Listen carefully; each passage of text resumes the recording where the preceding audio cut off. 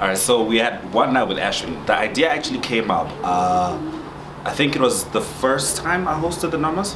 No, the second time I hosted the numbers, and I was looking at my Twitter feed, and I had all these how do I put it, flowery comments from ladies, which I remember one of my friends was like, he said this, obviously this was inaccurate, but he was like, it seems like a lot of these people just want to spend a night with you. But I took it kind of differently. I was like, but it would be interesting because everyone knows me as a television presenter, as an actor, and all those things have scripts. It would be nice to bare my soul, to tell people like what it would actually be like to spend a night with me in poetry. So it was basically just me trying to show people who I am without a script. It had to be someone on the inside, someone who knew how the ropes worked, and since I don't remember letting anyone in, I concluded it had to be me.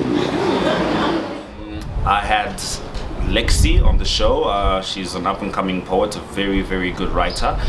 We performed a piece together called The Menu. I also had Blessing Mbonambi, who is the other half of the poetic duo that I'm a part of called Zushi. He started off as my lecturer, and he saw my passion for the work, and we just vibed and we started creating, and I had to have him on the show. Then I also had Vanessa, who was also really a great performer, who I met through Blessing. She performed a poem along with Blessing that I called Colors.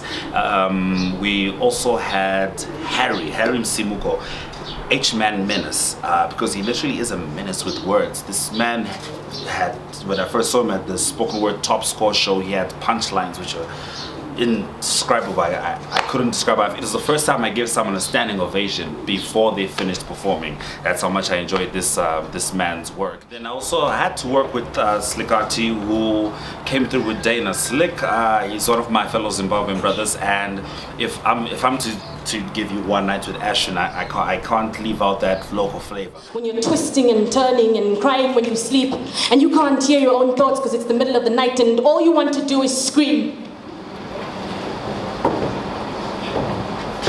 You speak of trickery while I've always made my intentions clear to you.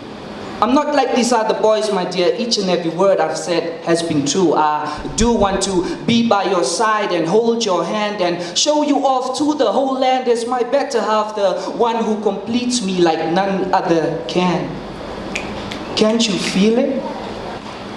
I don't know what about this love it is that you fear, but I'm not turning my back on you. I'm staying right here. Staying right here so it's clear to anyone in this radius. Exes with the nerve to try and raid us. See, I'm already losing my words, and you here saying that I'm over here just trying to talk about my hurt. It's alright, and you see, they partially hate us because they like the fact that you wrote chocolate thighs but can't stand the fact that I supplied the flavor. My main supporting acts obviously were Playshis and Anne, for the simple reason that my first exposure to spoken word, I met Playshis, who was very supportive, and I got to watch his poem I Don't Slightly Love You, which is also part of the show. It was an honest poem, and I feel like with poetry, if you can't put yourself on stage and be naked and how else do I put this, and be comfortable within your truth, then you're not doing much. And then Anne had a poem called Mirrors, which had this line, and I'll never forget it. It said, "We don't know the demons that lie within the people that we allow to feel us."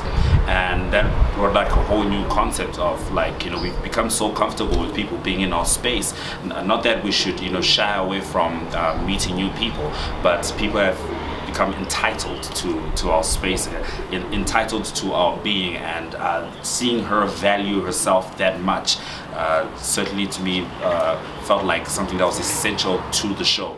I hate that people feel entitled to my body.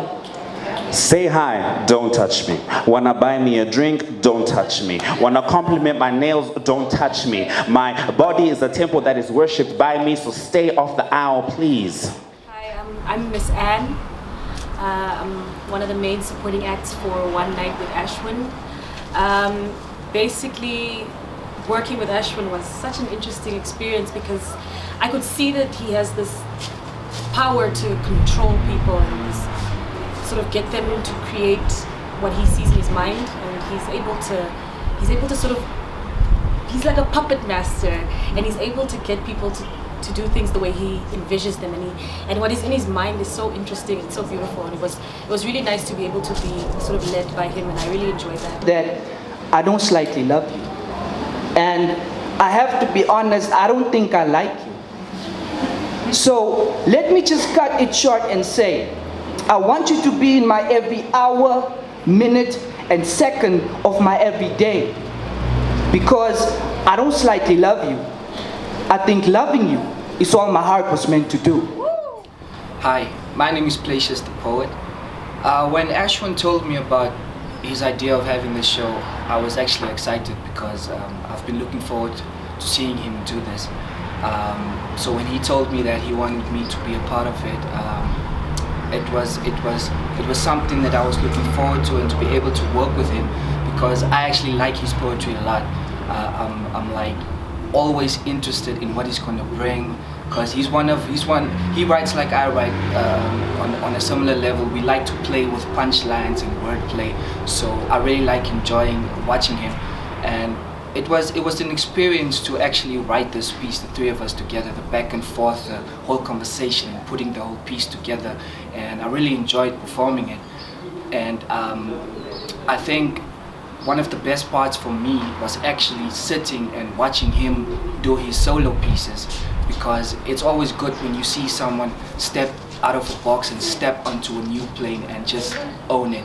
So I was very happy to see that, and I think everybody that was there actually really enjoyed it, and I'm personally looking forward to seeing him do it again. And because I know this, I own this body, this soul, this spirit, this hub of creativity, I am this tall, kinda handsome, overconfident performer, artist, king. I am this. And because I worked for it, I own it. Because while the rest of the world is losing its worth searching for wealth, I'm discovering the spiritual richness that comes with being yourself.